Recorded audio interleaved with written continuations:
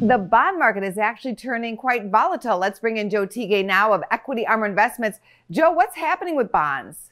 Yeah, thank you, Angie. That's a great question. A lot of people love the bonds. They love that it's another asset class we can hold outside of equities that will give us some performance. If equities go lower, bonds will go higher. Now, right now we're at a spot where it's kind of tricky for advisors. We're at 130 in the 10-year. And yes, of course, that could still go lower. That would be beneficial to bondholders. However, historically, that's very low. And there might be a lot of upside risk to holding these bonds. Historically, you go back 3% in the yields would not be very crazy. And of course, if inflation comes in hot, at some point this year, if we get a big stimulus package, if the economy starts growing really strong, there's a potential for inflation to be very hot. We could see these shorter term rates rise quickly. And again, 3% historically is not that low.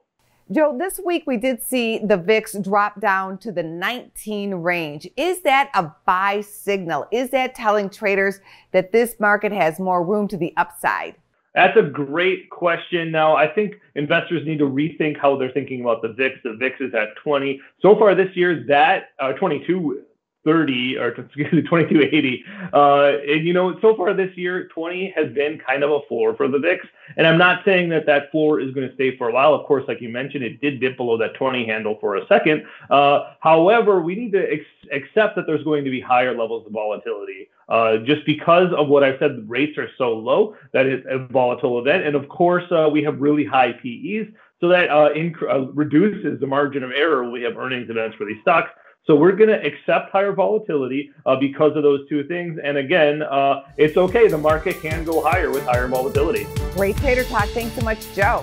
Thanks for having me. For more Business First AM, check us out on social media. We're on Facebook, YouTube, and Twitter. And go to businessfirstam.com for where to see our show on TV.